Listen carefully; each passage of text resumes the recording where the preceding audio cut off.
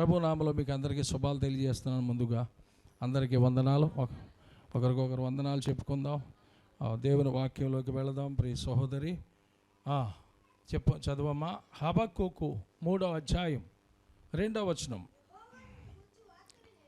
యెహోవా నిన్ను గూర్చిన వార్త విని నేను భయపడుచున్నాను. యెహోవా సంవత్సరములు జరుగుచుండగా ఈ కార్యము వర్ధిల్ల చేయము. మరలా చదువమ్మా. అందరూ చెప్పండి. యెహోవా అంటే ఉన్నవాడా అనువాడా? చెప్పండి. ఉన్నవాడా అనువాడా? అంటే మాట్లాడేవాడా, ఉన్నవాడా, నిత్యం ఉన్నవాడా, శాశ్వత కాలం ఉండేవాడా? యెహోవా అనే మాటకి ఎంత అర్థం ఉందండి. యెహోవా నిన్ను గూర్చిన వార్త విని నేను భయపడుచున్నాను. ఏ వార్త చెప్పలేదు ఇంకా. యెహోవా సంవత్సరములు జరుగుచుండగా నీ కార్యము వర్ధిల్ల చేయము. నీ కార్యము నూతన పరచుము, వర్ధిల్ల చేయము. సంవత్సరములు జరుగుచుండగా దానిని తెలియజేయము. ప్రార్థన చేసుకుందాం. మహోన్నతుడా, మహాగణుడా యేసయ్య, మీ పరిశుద్ధమైన నామాన్ని స్తుతిస్తున్నాం. నీ ఘనమైన నామానికి వందనాలు ప్రభువా. అనేకమైన విషయాలు నేర్చుకోవటానికి నీ మందిరంలోనికి నీ బిడ్డలు వచ్చారు ప్రభు. అనేకమైన నూతనమైన విషయాలు నేర్చుకుని నిన్ను ఘనపరిచి, నిన్ను మహింపరిచి, దేవా అద్భుతమైన నూతన సందేశం మాకు ఇచ్చావని మీకు థ్యాంక్స్ చెప్పడానికి వచ్చారు ప్రభా. శ్రద్ధగా విని గ్రహించేవారుగా చేయమని వేడుకుంటూ ఉన్నాను వారి పక్షాన. అలాగే నిలబడి నన్ను మరుగు చేయము ప్రభా. మీరే నీ బిడ్డలు ఒక్కొక్కరితో మాట్లాడి కనికరము చూపించి దైవ జ్ఞానముతో నింపి దైవ శక్తితో నింపి వాడుకోమని ఆదరించమని యేసు క్రీస్తు నామములో ప్రార్థిస్తున్నాము తండ్రి. ఆమేన్. హల్లెలూయా, హల్లెలూయా. థ్యాంక్ యూ ఫాదర్ అని చెబుదాం. Thank you father, thank you Jesus. ప్రియులారా, హబక్కూకు అనేటువంటి చిన్న పుస్తకంలో నుండి అనేకమైన విషయాలు మనం తెలుసుకుంటూ ఉంటాం. హబక్కూకు ఎన్ని అధ్యాయాలు ఉన్నాయి? సరిగా చూసి చెప్పండి. హబక్కూకు ఎన్ని అధ్యాయాలు ఉన్నాయి? 3 అధ్యాయాలు ఉన్నాయి. ఓకే, చాలా చిన్న పుస్తకం. మేము చదివానండి అంతకుముందు అన్నవారు కూడా చేసి చూపించండి. చూసారా, సగం మంది తక్కువే ఉన్నారు. హబక్కూకు 3 అధ్యాయాలు. ఈరోజు ఉపవాసం ఉన్నాం కదా, చదువుతానండి ఇంటికి వెళ్ళిన తర్వాత, లేదా ఇక్కడే కూర్చొని చదివి పూర్తి చేసుకుని వెళ్తానండి అన్నవారు చేయొద్దండి. అందులో 3వ అధ్యాయంలో 2వ వచనం ఏంటో అండర్లైన్ చేసుకోండి, ఒకసారి మైండ్లోకి ఎక్కించుకోండి. ఏమనుంది? యెహోవా, అందరూ కలిసి చదువుదాం. యెహోవా నిన్ను గూర్చిన వార్త విని నేను భయపడుచున్నాను. భయపడాలా లేదా? దేవుడికి భయపడాలి. ఎందుకు భయపడాలి? ఏంటి ఆ వార్త? ఏంటి ఆ వార్త? దేవుడు దిగిపోవాలంట. దేవుడికి చిన్నతనము వచ్చేలా చేశారు వాళ్ళు ఏమన్నా ఇప్పుడు క్షేమంగా ఉన్నారా? ఆ మంటల్ని ఆర్పేవారు ఎవరైనా ఉన్నారా? సుమారు 8,000 అగ్నిమాపక ఆ యంత్రాలు వచ్చినాయంట. వేల కొలది వచ్చినాయంట చుట్టుపక్కల జిల్లాల నుంచి, స్టేట్ల నుంచి. పైనుంచి హెలికాప్టర్ మీద వాటరు జిముతా ఉన్నారు. వర్షంలాగా ఏమీ పని అవుతులేదు. ఒక్క ఇల్లు తగిలడింది మొట్టమొదట అంటున్నారు. ఆ ఇంటి దగ్గర నుంచే ఆపొచ్చు, వాళ్ళకంతా టెక్నాలజీ ఉంటుంది. కానీ దేవుని ఉగ్రతకు ముందు ఎవరో, దేవుని భయం వాళ్ళకి లేదు. దేవుని మీద వాళ్ళు తిరుగుబాటు చేస్తున్నారు ఎప్పటి నుంచో. అందులోంచి ఒక మాట ఏంటంటే గాడ్ డౌన్ అన్నారంట. అంటే దేవుడు ఏ పాటివాడు అని. కాబట్టి దేవుడు ఏ పాటివాడు? మా ఐశ్వర్యం ముందు, మా ధనం ముందు, మా హాలీవుడ్ స్టార్లం మేము అని చెప్పి. మొట్టమొదటి స్టార్ ఎవరండి? ప్రభువే. ఆయన పుట్టినప్పుడు ఏమి వెలిసింది? స్టార్ వెలిసింది. వీళ్ళు ఏమి స్టార్లో? వెలిగి ఆరిపోయే స్టార్లో. కాబట్టి విర్రవీగినటువంటి మనుష్యుడు ఎవరైనా కావచ్చు. గొప్ప గొప్ప వ్యాపారవేత్తలు అక్కడ ఉండొచ్చు, ధనవంతులు ఉండొచ్చు, లేకపోతే అందగాళ్ళు ఉండొచ్చు, చాలా గొప్ప గొప్ప వాళ్ళు ఉండొచ్చు. ఏమైనా కానీ ప్రభువుని అంటానికి మాత్రం వాళ్ళు.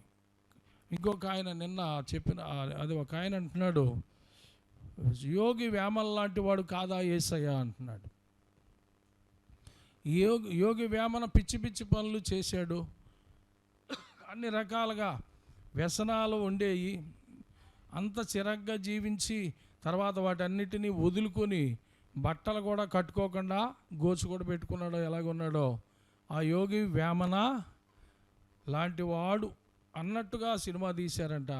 ఆ సినిమా 189 దేశాల్లో రిలీజ్ అయింది. భారతదేశంలో కూడా రిలీజ్ అవటానికి సిద్ధపడుతుంటే మన భారతదేశంలో ఉన్న దేవుని బిడ్డలో దాన్ని ఏం చేశారంట, ప్రార్థనతో వెనక్కి నెట్టివేశారంట. దేవుని స్తోత్ర. అది ఇప్పటికీ రిలీజ్ కాలేదు. ఎంత దుర్మార్గంగా ఎవరినో ఒక మనుష్యుణ్ణి పరమాత్ముడితో సమానంగా పెట్టి పోల్చడం ఎంత భయంకరమైన విషయమో. ఆయనకి మారు మనస్సు, ఆ యోగి వేమనకి అప్పుడు మార్పు వచ్చింది, అలాగే ఈయనకు వచ్చిందా? కాబట్టి ఆయన ఇలాంటివన్నీ చేశాడా? ఎక్కడ చెప్తుందో చరిత్ర? కొత్త చరిత్రలో కొత్తగా అంటే సైతాను బుద్ధులు, సాతాను ఏం చేసిందంటే మాయ చేసి మనుషుల్ని కొంతమందిని అలాగా సినిమా తీస్తే మిగిలిన వాళ్ళందరికీ దేవుడికి వ్యతిరేకంగా ఉన్న వాళ్ళందరూ మిగిలిన మతాలో వాళ్ళో వీళ్ళో అందరూ కలిసి ఏదో చేద్దామని చూస్తూ ఉంటారు. ఆయన ముందు ఎవరు కూడా నిలవలేరు. దేవుని స్తోత్ర. మన భారతదేశంలోకి రాకుండా దాన్ని ఏం చేశారు, అడ్డుకున్నారు అని చెప్తూ ఉంటున్నాడు. దేవుని స్తోత్ర. కాబట్టి గ్రంథము అన్ని గ్రంథాలు చదవమని నేను చెప్తూ ఉన్నాను. భగవద్గీత కానీ, ఖురాన్ కానీ, పురాణాలు కానీ అన్నీ చదవమని చెప్తున్నాను మీకు కూడా. కాబట్టి బైబిల్ గ్రంథం చదివి చూడమని, యెహోవా ఉత్తముడని రుచి చూసి తెలుసుకునే భాగ్యం కలుగుతుంది. దేవుని స్తోత్ర. పాపము లేనివాడు, పరిశుద్ధుడు, ఆయన నీతిమంతుడు. ఆయన్ని ఎవరితోనో కొన్ని ఏదో పద్యాలు రాసి లేదా ఏదో ఇలాగని మరి పోల్చడం, అలాగా ఆ టైపులో మాట్లాడటం వాళ్ళకి గ్రంథం గురించి తెలియదు. కాబట్టి ప్రియులారా, ఒకడు మాట్లాడితే పిచ్చిగా ఇంకొక 1000 మంది మాట్లాడితే దాన్ని ఒక ఫిలింగా రూపొందించి చేసేటువంటి అజ్ఞానంలో ఉన్నటువంటి మనుషులు ఇప్పుడు కనిపిస్తూ ఉన్నారు. కాబట్టి ఎందుకు ఆర్పలేకపోతున్నారు మరి ఆ మాటల వాళ్ళు, ఆ మంటల వాళ్ళు? ఇండోనేషియా నుండి ఇండియా వరకు సముద్ర తీర ప్రాంతం అంతా ఏమైపోయిందండి? కొన్ని సంవత్సరాల క్రితం సునామీ వచ్చి ఘోరంగా ఎన్ని లక్షల మంది చచ్చిపోయారు? 13-14 లక్షల మంది చచ్చిపోయారు. సముద్ర తీర ప్రాంతం అంతా తుడుచుకుంటా పోయింది. ఎందుకని? కాబట్టి దేవుని ఉగ్రత, అక్కడ జరుగుతున్న అరాచకాలు, అక్కడ జరుగుతున్న భయంకరమైనటువంటి సొదొమ గొమొర్రా పట్టణాల లాంటి పట్టణం అది అని పోల్చాడు ఒక దైవజనుడు. ఖచ్చితంగా పాపం విచ్చలవిడిగా జరుగుతున్నటువంటి ఆ కామాంధకారంతో ఉండి డబ్బు దాంతో వాళ్ళు ఏమవుతున్నారో, ఏం మాట్లాడుతున్నారో తెలియనటువంటి వారికి ఏం చేయాలో ఆయనకి దేవాది దేవునికి తెలుసు. దేవుని స్తోత్రం. కాబట్టి సంవత్సరాలు జరుగుతున్నాయి కానీ బుద్ధి రావట్లేదు. సంవత్సరాలు జరుగుతున్నాయి కానీ ఏం రావట్లేదు, ఎవరో రావట్లేదు. కొంతమంది లోకంలో సామెత చెప్తూ ఉంటారు, క్షవరం అయితే కానీ అయినా కొంతమందికి రావట్లేదు. అయిపోయినా అప్పుడు పాత సామెత అది, ఇప్పుడు అయిపోయినా కానీ ఇంకా మళ్ళీ అదే పాపం చేస్తున్నారు. ఆ పద్ధతిలోనే మళ్ళీ కొన్నాళ్ళ తర్వాత బుద్ధి వచ్చాక మళ్ళీ పైకి ఎక్కుతున్నారు పాపం వైపు. కాబట్టి గమనించండి, దేవుని వాక్యాన్ని పట్టుకుని వేలాడండి, దేవుని పట్టుకుని ఆయన పాదాలు పట్టుకుని వేలాడండి. అంతేగాని లోకంలో ఉన్నటువంటి పనికిరాని ఇవన్నీ కూడా మరి మీ లోపలికి వచ్చినాయి అంటే మళ్ళీ ఎవరో పోగొట్టలేరు వాటిని. అపవాదికి బాగా చోటిచ్చి మీ సొంత పనులే చూసుకుంటే, దానికే టైం అంతా ఇచ్చేస్తే, అమ్మా నిద్రకే, తింటాకే, టీవీ చూస్తాకే, వీటికి సెల్ ఫోన్ చూస్తాకే ఎంత సమయం కేటాయించేసి ఓ 10 నిమిషాలు ప్రార్థనకే కేటాయించి వాక్యం తీయకుండా ఉంటే మీరు కూడా లోకవార్తల్లోనే కొట్టుకుపోతూ ఉంటారు. అలా కాకుండా పరిశుద్ధ గ్రంథము, అలాగే ప్రార్థన, ఉపవాస ప్రార్థన, కన్నీళ్లతో చాలా జాగ్రత్తగా మీరు మొరపెడుతూ దేవుని సమయాన్ని ఎక్కువగా ఇస్తుంటే దేవుడు అలాంటి భయంకరమైన ప్రవాహాలు వరద వలె వచ్చినా కానీ వాక్యం మీలో ఉంటే మీ ఇల్లు కొట్టుకుపోదు. బండ మీద కట్టినా అని ప్రభు ఎప్పుడో చెప్పారు. అలా బండ మీద కట్టిన ఇల్లులాగా మీరు ఉండాలి అంటే వాక్యం మీకు సొంతం అవ్వాలి. చదువు లేదని అలా కూర్చుంటే ఉషూరు అంట. చదివించేవారిని కొంచెం బతిమాలి ఎలాగైనా చదివించుకునేలాగా ప్రయత్నం చేయండి. క్యాలెండర్లో ఉన్న వాక్యాలు చాలా మీరు చక్కగా అర్థం చేసుకోవడానికి వీలుగా మరి మంచిగా చక్కగా క్యాలెండర్ ఏర్పాటు చేయబడింది. దేవుని స్తోత్రం.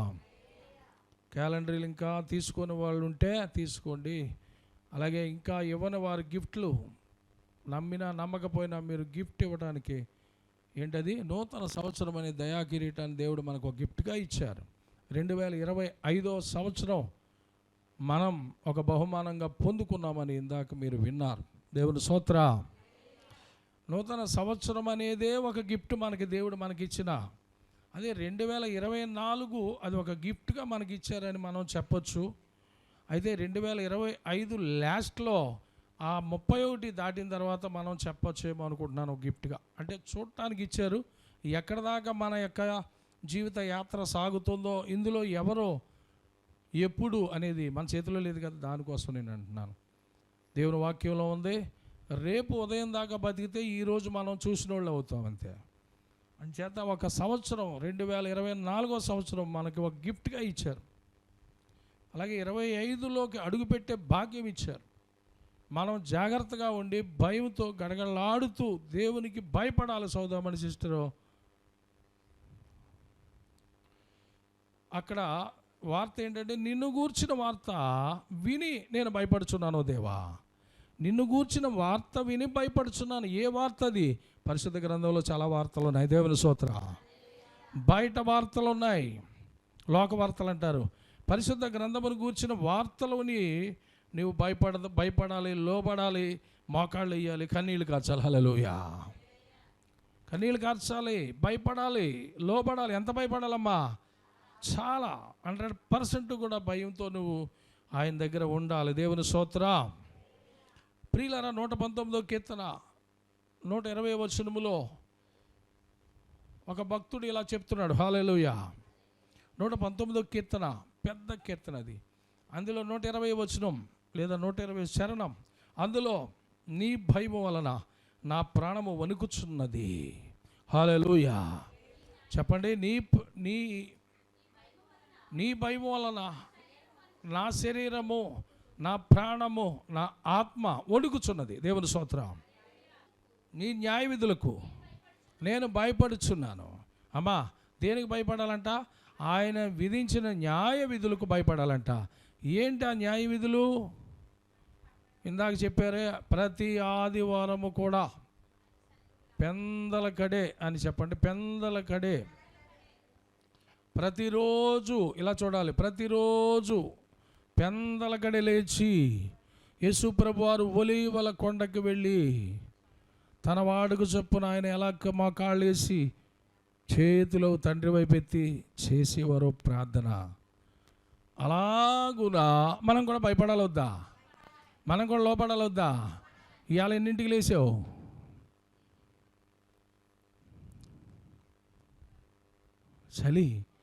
చలి వణికిచ్చేస్తుంది. రగ్గు కప్పుకున్నా చలి. తలుపులు తీస్తుంటే కిటికీ తలుపులు వేసేయి, కిటికీ తలుపులు కూడా వేసేయి, ఫ్యాన్ ఆపేయి. చలి. వాళ్ళు ఏం చేస్తారు మరి? 0. మనకి ఇంకా 13, 14, 15 అనుకుందాం బయట ఓపెన్లో. వాళ్ళే అమెరికా దేశంలో మరి ప్రమాణ స్వీకారం చేయాలి కదా. ఎలా మరి? కాబట్టి అమెరికా దేశంలో ఉన్న అందరూ వణికిపోతున్నారు. ఆ ఏరియా మరీ వణికిపోతున్నారు. బయట ఓపెన్గా మరి ప్రమాణ స్వీకారం గతంలో లాగా చేసుకుంటానికి అవకాశం లేదు. ఎందుకు లేదు? ఆలోచించు. దేని ఉగ్రత కదా? దేవుని ఉగ్రత కదా? అమెరికా అవ్వచ్చు లేదా కెనడా అవ్వచ్చు, అందరూ పరిశుద్ధులు ఉండరు, అందరూ పాపాత్ములు ఉండరు.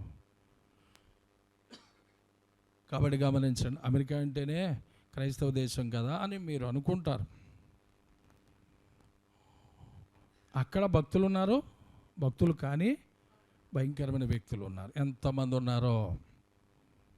మన వాళ్ళు వెళ్ళి వచ్చిన వాళ్ళు పూర్వకాలంలో ఒక దైవజనుడు వాక్యం చెప్తూ ఉండేవారు, వాళ్ళకున్నటువంటి సంస్కృతి సంస్కారం మనకున్నది మన దేశంలో ఉన్నదానికి అసలు సంబంధం లేదు. మన సంస్కృతి ఒక పెళ్ళి, ఒక భార్య, ఒక భర్త, ఇది బైబిల్ ప్రకారం ఉన్నదే. వాళ్ళు అలా కాదు.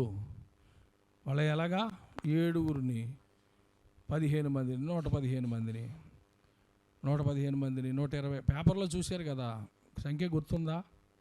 130 పెళ్ళిళ్ళు చేసుకున్న వాళ్ళు కూడా ఉంటారు. ఎన్ని పెళ్ళిళ్ళు? నెలకు ఒకళ్ళు, 2 నెలలకి, 3 నెలలకి. డబ్బు, కామాంధకారం, ఇవన్నీ కూడా విడిచిపెట్టకుండా ఇప్పుడు ఏమన్నా ఉంది వాక్యంలో, అది అర్థం చేసుకోవాలి. ఏమన్నా 119వ కీర్తన 120 వచనంలో ఏముంది?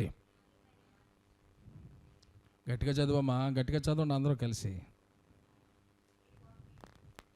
నెమ్మదిగా చదవండి అన్న, గట్టిగా చదువుతారు. అదిగా ఇప్పుడు నెమ్మదిగా చదువుదా. నీ భయము వల్ల నా శరీరం వణుకుచున్నది, అమ్మా. నీ న్యాయ విధులకు నేను భయపడుచున్నాను. ఏ విధులు? న్యాయ విధులకు. ఇందాకేమన్నారు? కట్టడలకి, న్యాయ విధులకి. అమ్మో, ఇంత స్ట్రిక్టా, ఇంత గట్టిగానా, ఇంత ఇలాగుండాలా, ఇలా ఉంటేనే పరలోకమా, ఇలా ఉంటేనే దేవుడు ప్రత్యక్షమవుతాడా? అవును. అంత ఈజీగా ఆయన ఆత్మ ఇస్తాడా? అంత తొందరగా వచ్చేస్తుందా పరిశుద్ధాత్మ? అంత తొందరగా వచ్చేస్తుందా దేవుని వాక్యం? మీకు అందరూ విని చెప్పలేకపోతున్నారు. ఇందాక 2-3 చెప్పారు. ఈ సంవత్సరం 2024 ఒక సంవత్సరం అనే దయా కిరీటము దేవుడు పెట్టారు, అయిపోయింది కదా. టోటల్గా ఎన్ని ప్రసంగాలు గుర్తున్నాయంటే ఏదో 1-2 చెప్తున్నారు, అదే 2-3. అందుకని ఏం కావాలంట? నోట్సు. మర్చిపోయినప్పుడు చూసుకుంటానికి మళ్ళా మనం కొంచెం మనం ఎంకరేజ్మెంట్ చేసుకోవటానికి. నేను గుర్తు చేయగలనా? అన్నీ చేయలేను. నేను రాసుకుంటున్నాను, పలానా తారీఖు, పోయిన సోమవారం ఏం చెప్పావు, పోయిన ఆదివారం ఏం విన్నావు, అందులో ఉంటుంది. దేవునికి స్తోత్రం, హల్లెలూయా. కాబట్టి పాస్టర్ గారు చెప్పిన వాక్యం కూడా ఇందులో రాసుకున్నాను. నేను చెప్పుకున్న వాక్యం కూడా తర్వాత నేను రాసుకుంటాను. కాబట్టి ఏ సమయంలో ఎక్కడున్నాం, పట్టింబాలులోనో ఎక్కడ వాక్యం చెప్పారు, ఎంతసేపు చెప్పారు. నేను ఆదివారము 19వ తారీఖు, అంతే కదా, జనవరి, ఏం చెప్పాను నేను, ఎంతవరకు వాళ్ళు విన్నారు, ఎంతవరకు ఫలిస్తున్నారు అనేది ఇందులో చిన్న నోట్స్లో. హల్లెలూయా. కాబట్టి సోమవారం 20వ తారీఖు టీవీ షూటింగ్ ద్వారా ఏమి నేర్చుకుంటున్నారు మీరు, ఏమిటి పాస్టర్ గారు ఏం చెప్పారు అంతా కూడా ఉందా లేదా కింద, అది దేవుని స్తోత్రం. కాబట్టి ఎందుకు అంత జాగ్రత్త అంటే, ఆయనకి నేను భయపడుతున్నాను, దేవుని స్తోత్రం. ఆయనకు భయపడుతున్నాను కాబట్టి నేను నోట్స్ రాశాను, దేవుని స్తోత్రం. కాబట్టి ఈ 43 సంవత్సరాల నుంచి నమ్ముకున్న, కన్వర్టెడ్ అయిన అప్పటి నుంచి కూడా ఒక సంవత్సరం రాయలేదు, కానీ అక్కడి నుంచి అన్ని నోట్స్లు నా దగ్గర ఉన్నాయి. ఎందుకు ఉన్నాయంటే ఆయన అంటే నాకు భయం, దేవుని స్తోత్రం. పాపం చేయకుండా, చెడు స్నేహాలు చేయకుండా, ఫ్రెండ్స్ అనేవాళ్ళు లేరు. కాబట్టి ఫ్రెండ్స్ ఎవరు లేరు. ఫ్రెండ్ ఎవరంటే ప్రాముఖ్యమైన స్నేహితుడు ఆయనే, దేవుని స్తోత్రం. కాబట్టి ఆయనతోనే సహవాసం. టైం అసలు వృధా చేయకుండా జాగ్రత్తగా కొంచెం కష్టపడి పని చేయాలి, చేసి ఉన్నాం గతంలో అని ఏదో పని చేస్తూ ఉంటాను నా తోటలో, దేవుని స్తోత్రం. చూస్తున్నావు, నువ్వు చూసి వీళ్ళు కూడా పెద్దగా పరిశీలన చేయలేండి, ఏదో చేసుకున్నాడు. కాబట్టి నా శరీరాన్ని నేను ఏం చేస్తున్నానో పని కల్పించుకుని దాన్ని గడపరతో తవ్వి, పొద్దున్న కూడా తవ్వి ఏం చేస్తానంటే విత్తనాలు వేస్తాను, తర్వాత నీళ్లు పెడతాను, తర్వాత మొలిసినప్పుడు చూసి సంతోషపడతాను. అవి పాగుతాయి, కాయలు వస్తాయి, కోసి పట్టుకొస్తూ ఉంటాను. కాబట్టి స్వచ్ఛమైన శ్రేష్టమైనవి.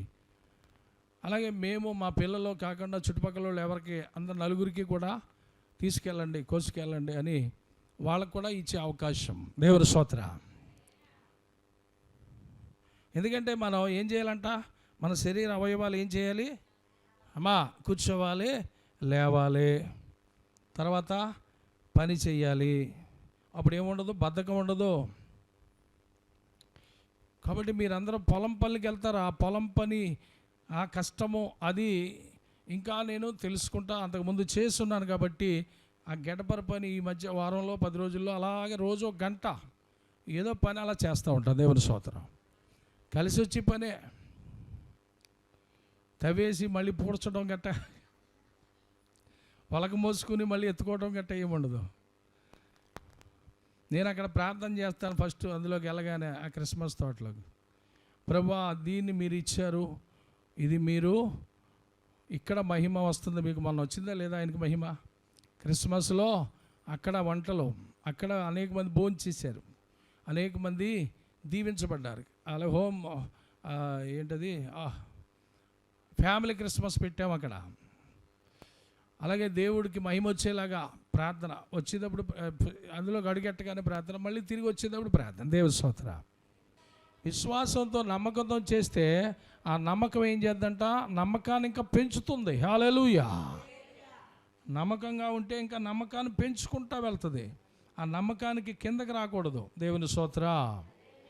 కాబట్టి అలాగే కిందకి రాకుండా కిందకి, ఇందాక అన్నారు కదా, ఒక స్టెప్ ఎక్కారు కదా, పాలెం కుమార్ సిస్టర్ ప్రార్థన చేస్తూ ఉన్నాం. ఒక మెట్టెక్కిన వారు ప్రభువా అని ప్రార్థన చేస్తాం. ఒక మెట్టెక్కులు, ఆ మెట్లో ఉన్నవారు ఏం చేయాలంట? కొంచెం ఇంకో మెట్టు ఎక్కడానికి, ఇంకో మెట్టు ఎక్కడానికి, ఎక్కి పరలోకానికి సిద్ధపడాలి. దేవునికి మహిమ కలుగును గాక. ఆమేన్. దయచేసి మనం విన్న వాక్యాల కోసం సంవత్సరాలు జరుగుతుండగా ఈ కార్యాలు నూతనపరిచే దేవుడికి ప్రార్థన చేద్దాం మోకరించి. హల్లెలూయా, హల్లెలూయా. యెహోవాను గూర్చిన వార్త నేను విని భయపడుచున్నాను. అందరూ ఈ మాట చెప్పుకుంటూ ప్రార్థన చేయండి. యెహోవా, నిన్ను గూర్చిన వార్త విని నేను భయపడుచున్నాను. ఏ వార్త చెప్తావో, ఏ మాట చెప్తావో, ఏ రోజున ఏ ఉపద్రవం వస్తుందో, ఏ పక్క నుంచి ఏం జరుగుతుందో ప్రభువా మాకు తెలియదు నాయన. గొప్ప గొప్ప దేశాలు అవ్వచ్చు, గొప్ప గొప్ప వారు అవ్వచ్చు, జ్ఞానులు అవ్వచ్చు, అందగాళ్ళు అవ్వచ్చు, ప్రపంచంలో కుబేర్లు అవ్వచ్చు, చాలా ఐశ్వర్యవంతులు అవ్వచ్చు, కానీ నీకు భయపడకపోతే వారి పని సున్నా, వారి పని సున్నా. ఒక ధనవంతుడు, విస్తారంగా సంపాదించిన ధనవంతుడు అంటున్నాడు, తినుము త్రాగుము సుఖించుము నా ప్రాణమా, నా ప్రాణమా అంటున్నాడు, తినుము. ఈ రాత్రి నీ ప్రాణం అడుగుచున్నాను. ప్రాణమా అంటున్నావు కదా, ప్రాణాన్ని నేను అడుగుచున్నాను అన్నాడు దేవుడు. కాబట్టి ఏ వార్త వినపడుతుందో దేవుడి దగ్గర నుంచి, దరిద్రం అని కొంతమంది ఇంకా అనేక రకాలుగా సొంత మాటలు ఉపయోగిస్తూ ఉంటారు. అవి మానుకోమంటున్నారు ప్రభువారు, అవి వదిలిపెట్టమంటున్నారు. వాక్యము నీ నోట ఉచ్చారణ చేయవల్లో. వాక్యం ఏమి రావట్లేదు నోట్లోంచి, అస్తమాని అవి ఇవి ఇవి అవి కావాలి, ఇవి కావాలి, ఓటికి విసిగిస్తున్నావు దేవుణ్ణి. ప్రభువా నీకు కృతజ్ఞతాస్తుతులు. 105వ కీర్తన, 103వ కీర్తనలో, అలాగే 12వ కీర్తనలో మీరు చెప్పినట్టుగా కృతజ్ఞతాస్తుతులు మీకే. ఎన్నో కార్యాలు నా పట్ల చేశావు, ఎన్నో అద్భుతాలు మీరు జరిగించారు, ఎన్నో మహత్కార్యాలు మీరు చేశారు ప్రభు. దాన్ని బట్టి మీకు కృతజ్ఞత స్తోత్రాలు, స్తోత్రాలు, స్తోత్రాలు, స్తోత్రాలు, స్తోత్రాలు. దినములు జరుగుచుండగా, సంవత్సరములు జరుగుచుండగా, దాని మధ్యలో నెలలు జరుగుచుండగా, కార్యాలు నూతనపరచబడాలంటే, నీ కార్యం వర్ధిల్లింపజేయాలంటే దేవుని కాళ్ళు పట్టుకోవాలి మనం. లోపడాలి, భయపడాలి, భయపడాలి. దేవుని స్తోత్రం. మదర్ తెరీసా లాగా ప్రార్థన చేయాలి. నిజాయితీ కోసం, నిలకడగా జీవించడం కోసం సంవత్సరాలు జరుగుతుండగా ఆయన దయా కిరీటం పెట్టారు. 24 గతించింది, 25లో నీకోసం ప్రభు ప్రసంగాలు గుర్తుపెట్టుకుంటాను. ఈరోజు హబక్కూకు గ్రంథంలో ఉన్న వాక్యాన్ని గుర్తుపెట్టుకుంటాను. నీకు భయపడుతున్నాను, లోబడుతున్నాను, నన్ను దీవించు అని 2 చేతుల పైకెత్తి, 2 చేతుల పైకెత్తి, మీ దినములో కార్యం జరిగిస్తానంటున్నావు ప్రభా. ఏమి జరిగిస్తావు ప్రభా? మీ చిత్తం ప్రభా. నా పట్ల, నా కుటుంబం పట్ల ఏం జరిగించబోతున్నావు? అది కీడా మేలా ప్రభా. నేను నిజాయితీగా నడిచినప్పుడు, నీ వాక్యం ప్రకారం నడిచినప్పుడు తప్పకుండా నీవు నాకు సహాయం చేయక మానవు. నేను యథార్థంగా నడుస్తున్నాను, నా హృదయం నిబ్బరంగా ఉందని దావీదు చెప్పగలిగాడు. అలాంటి యథార్థమైన హృదయము, అలాంటి నీతి, న్యాయములు జరిగించే హృదయం నాకు కావాలి. సినీ ఫ్యాషన్ నాకొద్దు, పనికిరాని ఈ చెత్త చెదారము నాకొద్దు, సీరియల్స్ పనికిరాని ఇవన్నీ మానేస్తా. నీ వార్తలు ఇదిగో వార్తలు విని నేను ప్రార్థన చేస్తాను అమెరికా దేశం కోసం, అక్కడ ప్రజల కోసం, వాళ్ళ పరుగుల కోసం, వాళ్ళ అజ్ఞానంగా మాట్లాడే వారిని క్షమించు ప్రభా. వాళ్ళ ధనగర్వంతో, వాళ్ళ భయంకరమైనటువంటివి ఓనైనా ఉద్దేశాలు కలిగి ఉండి సహాయం చేయండి ప్రభా. అలిసిపోనంతగా దావీదు నిన్ను ఆరాధన చేశాడు, అలిసిపోనంతగా నిన్ను స్తుతించాడు. నీ కోసం ఈ శరీరాన్ని వాడలేకపోతున్నాను, అన్నిట్లకి వాడుతున్నాను అయ్యా. మోకరించి నేను అడుగుతున్నాను, చేతులు నీ వైపు ఎత్తి అడుగుతున్నాను, నాకు సహాయం నీవే. నీ వార్త విని భయపడుతున్నాను నాయన, నీకు భయపడుతున్నాను, లోబడుతున్నాను నాయన. ఏ వాగ్దానం ఇస్తావో ఈరోజు, ప్రతిరోజు క్యాలెండర్ దగ్గరికి వెళ్తే ప్రతిరోజు ఒక వాగ్దానం, ప్రతిరోజు ఒక వాగ్దానం, నెలకు ఒక పెద్ద వాక్యం. ప్రార్థన మహోన్నతుడా, నీ పరిశుద్ధమైన నామాన్ని స్తుతిస్తున్నాము. నీ బిడ్డలు చాలా శ్రద్ధగా విన్నారని నమ్ముతున్నాను ప్రభా. నీ వాక్యము ప్రభా నిలబడినప్పుడు నాయన తండ్రి, ఇదిగో నూతనమైన కార్యాలు చేయడానికి మీరు సిద్ధంగా ఉన్నారు. మీకు ఎవరైతే భయపడతారో, గడగడలాడతారో వారి పట్ల కార్యాలు దాచి ఉంచారు. దాచి ఉంచిన మేలు ఎంతో గొప్పదని చెప్తున్నావు. అలాంటి మేళ్లతో నీ బిడ్డల్ని నింపడానికి, నడిపించడానికి సిద్ధముగా ఉన్న దేవా, మీకు స్తుతులు చెల్లిస్తూ, నీ బిడ్డలు కూడా వారి హృదయం నిండా వాక్యం నింపుకుని ఎక్కువగా నీ కొరకు సాగిపోయేలా, ప్రతిరోజు కూడా ఒక ఆత్మను రక్షించాలని ఎవరొకరికి నీ మాటలు చెప్పే కృప ప్రేమతో నడిపించమని యేసుక్రీస్తు నామములో స్తుతించి ప్రార్థించి వేడుకుంటున్నాం పరమ తండ్రి.